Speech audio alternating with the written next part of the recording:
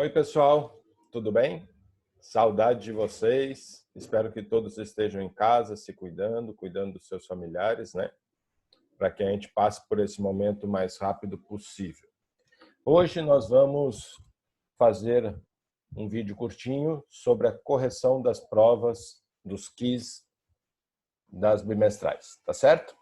Então, eu vou, sem mais delongas, começar compartilhando com vocês aqui. Vou deixar no Google Sala de Aula também a prova, certo? A correção vai ser feita nessa ordem, né? A ordem não foi a mesma para vocês durante o quiz, né? O quiz bagunça a prova, né? Tanto as questões como as alternativas. A primeira pergunta diz assim: Midas foi um rei de gran fortuna que governava en el país de Frigia. Tenía todo lo que un rey podía desear. Vivía en un hermoso castillo rodeado de grandes jardines y bellísimas rosas. Era poseedor de todo tipo de objetos lujosos. Compartía su vida de abundancia con su hermosa hija, Zoe. Sobre o texto abaixo do conto Rei Midas, a palavra hermosa em português significa muito fácil, né? Essa daí, hermosa, significa linda, bonita, né? Óbvio, não é antiquada, não é nova, não é dourada. Única possibilidade, a possibilidade mais óbvia, linda. Aqui fica uma dica, né, para vocês. Quem quiser fazer o uso de um dicionário, não tradutor, dicionário muito bom, a dica é que vocês utilizem o dicionário da RAE, Real Academia Espanhola. Esse dicionário é um dicionário muito bom.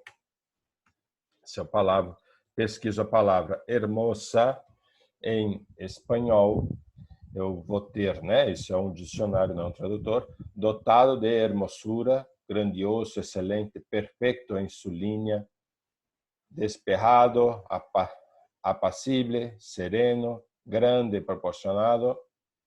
Então, hermoso ou hermosa significa lindo, uma pessoa, é um adjetivo muito bom, uma coisa muito boa, né?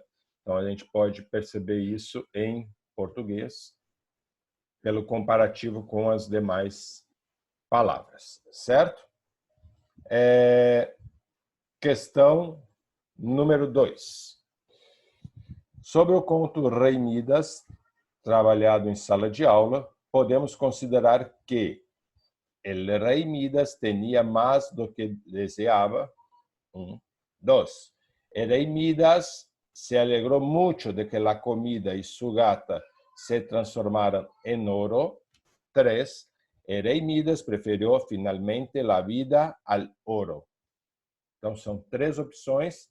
Tem que dizer quais são verdadeiras, quais são falsas. Certo? Vamos começar pela primeira. El rey Midas tenía más do que realmente necessitava para ser feliz.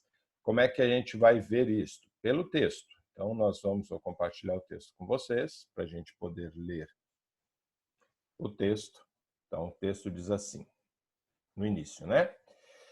Midas foi um rei de gran fortuna que governava o país de Frigia. Tenía todo lo que un rey podía desear. Vivía en un hermoso castillo rodeado de grandes jardines y bellísimas rosas. Aquí está sacado. Era poseedor de todo tipo de objetos lujosos. Compartía su vida de abundancia com sua hermosa hija Zoe. Então, por esse trecho do texto, podemos ver que a primeira era verdadeira, certo? Vamos ver outro texto. Quando ele senta para, depois que Dionísio dá o poder a ele de transformar as coisas em ouro, no outro dia de manhã ele se senta para tomar o café da manhã. Vamos ver a experiência.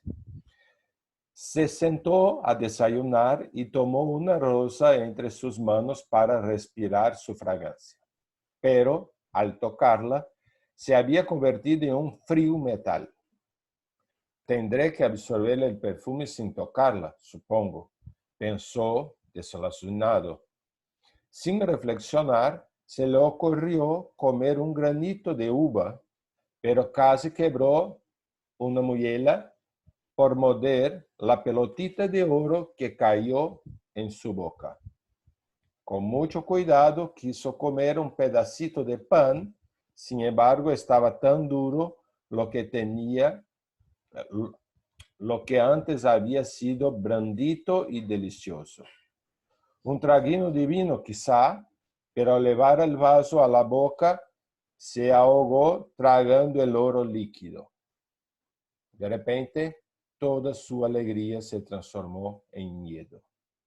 Então vemos que ele não estava feliz quando ele foi tomar o café da manhã e tudo que ele tocava virava ouro.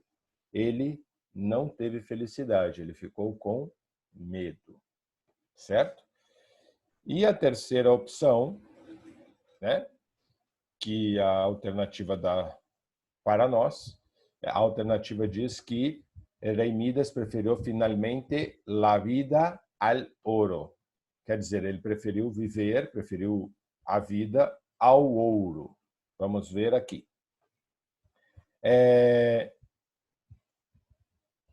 Quando ele vai recorrer a Dionísio e falar com Dionísio do problema dele, né? Ele diz assim, ó: finalmente levantou os braços e suplicou a Dionísio: "Oh, Dionísio, no quiero el oro. Ya tenía todo lo que quería. Solo quiero abrazar a mi hija, sentirla reír, tocar y sentir el perfume de mis rosas, acariciar a mi gata y compartir a la comida con mis seres queridos. Por favor, quítame esta maldição dourada." Então, ele não quis o ouro ao final, ele preferiu viver, certo? Então, voltamos à nossa prova. Opção 1, correta. El rei Midas tinha mais do que realmente necessitava para ser feliz. Alternativa 2, falsa, né? El rei Midas se alegrou muito da comida e sua gata se transformar em ouro. Não, ele teve medo. E a alternativa, a opção C, 3, el rei Midas preferiu finalmente a vida ao ouro. Esta verdadeira. Então, opção 1 e opção 3. Vamos ver qual que nos dá a alternativa, a opção C, 1 e 3. Vamos para a questão 3. Sobre o cuento Rei Midas, estudado em classe, quem era Dionísio? Essa é muito fácil, vamos voltar ao texto. Muito fácil, está lá no texto.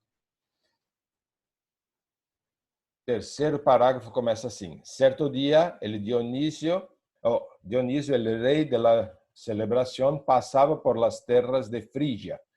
Essa frase matou a charada. El Dios de la celebração, né? Deus da festa. Vamos voltar para a prova.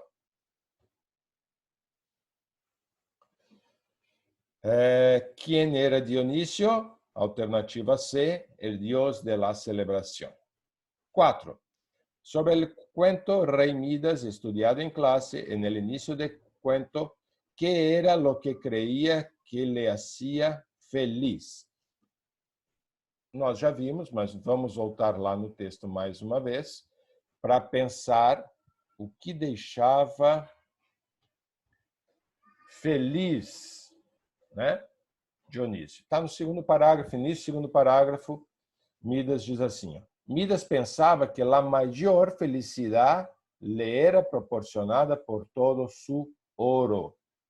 Então, não temos dúvida, quando a gente pensa lá no texto, o que deixava ele mais feliz era o ouro, né? Lembra que a pergunta no início do cuento, porque no final, nós vamos lembrar que no final, depois que ele transforma a gata em ouro, a comida em ouro, sua filha em ouro, ele não consegue mais tocar em nada, sem nada virar em ouro. Ele percebe que é uma maldição a riqueza que ele pode tocar e virar, transformar as coisas em ouro. E ele percebe que a maior riqueza é, na verdade, todo o resto. Mas no início ele pensava que o que fazia feliz a ele era o ouro, alternativa B. Questão 5, a última do conto do Rei Midas, certo? Sobre o conto Rei Midas, estudado em sala, o que teve que fazer o Rei Midas para desfazer-se do seu dom? Essa é uma questão complicada, porque assim, ó, muitas pessoas acham que ele só teve que tomar banho no rio, certo? Então, tem uma pegadinha do texto, a gente vai lá no texto para ver. Tem uma pegadinha na leitura do texto que tu tem que tomar cuidado, tá certo? Está aqui já no finalzinho do texto. Quando ele vai falar a Dionísio, né, dizer que ele não quer mais essa maldição, né? E Dionísio vai dizer assim: El amable Dios Dionisio le susurró al corazón: puedes deshacer el toque de oro y volverte a la vida las estatuas, pero te costará todo el oro de tu reino. Então, a primeira coisa, né? Para desfazer isso, vai custar caro. Ele vai perder todo o ouro do reino. Midas exclamou: lo que sea, quiero la vida, no al oro.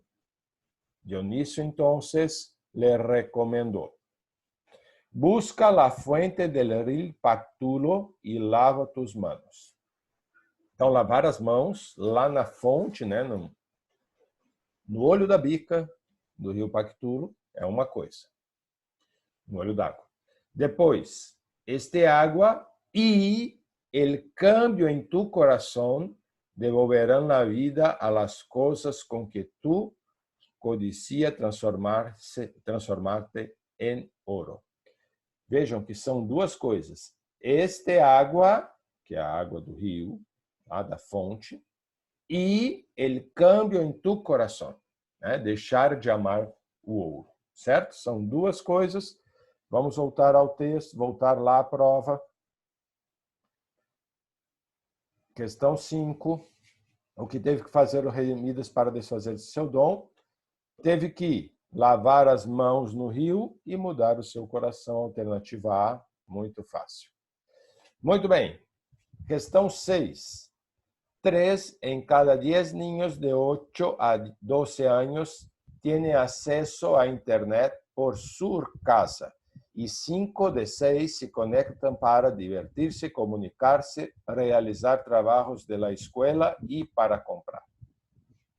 Segundo trecho, acima do texto, um estudo revela os hábitos de compra de los niños, podemos afirmar que a maioria das crianças de 8 a 12 anos tem acesso à internet em casa?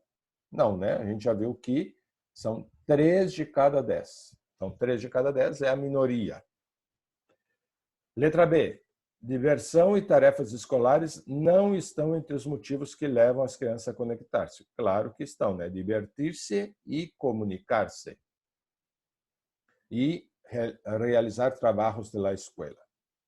Alternativa C. Diversão e tarefas escolares estão entre os motivos que levam as crianças a conectar-se. Correta, alternativa C. Não fala nada sobre os pais não têm controle. Não diz nada sobre o controle dos pais neste trecho. Então, resposta correta, alternativa C. Lembrando que a prova da maioria não tinha essa alternativa, então acabei cancelando para essas pessoas essa questão. Questão 7. 1 de cada 4 afirma haber comprado algo através de internet, principalmente acessórios, roupa, CDs e livros. Segundo trecho, acima do texto, um estudo revela os hábitos de compra de los niños, podemos afirmar que a maioria das crianças utiliza a internet para compras? 1 a cada 4, a minoria. Uma parte das crianças pesquisadas já fez compras pela internet alguma vez? 1 a cada 4 é uma parte. Então, uma parte já fez. Metade das crianças entrevistadas usa a internet em casa? Não fala nada sobre isso. Esse trecho é sobre compras. E aí tu tem que ficar atento, porque é segundo trecho. Se é segundo trecho, a resposta da questão tem que estar no trecho. E no trecho, alternativa D, não fala nada sobre o controle dos pais. Correto, alternativa B, uma parte das crianças pesquisadas já fez compras pela internet alguma vez. 8. Para estes niños, há um número elevado de barreiras para comprar online. Entre estas barreiras citam o permiso de los padres, 56%, el riesgo de comprar algo sin examinarlo antes, 36%, acceso a tarjetas de crédito, 32%, alto precio, 20%, procedimientos confusos, 16%, y la dificultad de devolver mercancías, 14%. El 78% dice que los descubren gracias a recomendaciones de sus amigos, el 54% por la publicidad, un 44% a través de buscadores, un 28% por boletines electrónicos, otro 28% consultando revistas y un 26% por links recomendados en outros sítios. Segundo trecho acima, podemos afirmar que a principal dificuldade das crianças comprar pela internet é, veja, se é a principal, eu tenho que procurar o maior percentual, obviamente, né? Se tu somar, não vai dar 100%, porque essa é uma pesquisa que tu pode marcar mais de uma coisa. Então, o item mais marcado, o valor mais alto é esse 56%. E aí, a maioria das crianças dizem que não compram porque citam ele permiso de los padres. Permiso é a permissão, então podemos afirmar que a principal dificuldade das crianças comprar algo na internet é a proibição dos pais. 9. Agora nós vamos mudar e nós vamos falar do livro Fale em Português, né? Lembra que nós lemos uns trechinhos, né? Um terço aproximadamente do livro Fale em espanhol, Hable o Silêncio de los Árboles em espanhol, né? Com relação ao livro Hable de Laurie Anderson, contesta a seguinte pergunta. Los resultados acadêmicos de Melinda são desastrosos, com exceção de... Lembre, Melinda é uma aluna que está tendo um ano escolar muito ruim. Dado ao trauma que ela viveu no ano anterior, né, do abuso que ela sofreu e do afastamento dos colegas de escola por conta da denúncia que ela fez da polícia, né, ela chamou a polícia até o local e não contou a ninguém o motivo. Então, todos os colegas dela, ou os amigos, se afastaram e isso fez com que o ano escolar dela fosse uma tragédia. Com exceção de uma única disciplina onde ela conseguia colocar para fora parte do reencontro dela, né? E essa disciplina foi a disciplina de artes, certo? Então, lembre que na disciplina de artes ela foi muito bem, né? O professor foi muito importante na vida dela, no sentido de dar a ela um caminho, não só uma válvula de escape, mas também um caminho de reencontro com ela mesma. A questão 10 e última. Solo conozco a otra chica más en la clase de deporte, Nicole. En nuestro antiguo grupo no éramos muy íntimas. Cuando empezó la prepa, estuvo a punto de dirigirme la palabra, pero en vez de eso miró al suelo y se amarró los tienes. Nicole tenía un casillero de los 26. Con relación al libro Hable de Laurie Anderson, contesta la siguiente pregunta. En el texto, la palabra prepa está colocada con el mismo sentido de, essa eu disse na sala de aula, né? A gente conversou sobre isso. Prepa é um diminutivo para preparatório. Preparatório é uma etapa escolar, né? Do sistema espanhol. Poderia ser também secundária, mas a palavra prepa seria como se fosse, em português, ensino médio, né? Então, no ensino médio, ela está falando aqui a mesma coisa de escuela, certo? É uma palavra, ela usou essa palavra para substituir a palavra escola. Tá certo, meus queridos? Essa foi a nossa correção de hoje. Eu estou disponibilizando ela lá no YouTube, no Mundo Avelino, e também no Google Classroom, onde eu vou deixar uma perguntinha, só responder lá, uma pergunta de múltipla escolha, alertando vocês que hoje é dia 24 de abril de 2020, né? E na segunda-feira nós temos uma aula ao vivo, né? Um encontro, onde eu vou passar para vocês as atividades do nosso próximo período. Fiquem com Deus, fiquem em casa. Deus abençoe. Não vejo a hora da gente voltar às nossas aulas presenciais, né? Chega de estar em casa, mas chega no sentido de que eu estou morrendo de saudade de voltar à escola. Mas estou compreendendo que nós precisamos estar em casa nesse período para resguardar não só a nossa saúde, mas principalmente a saúde daqueles que nós amamos e que são mais velhos, mais suscetíveis a esse vírus. Beijinho.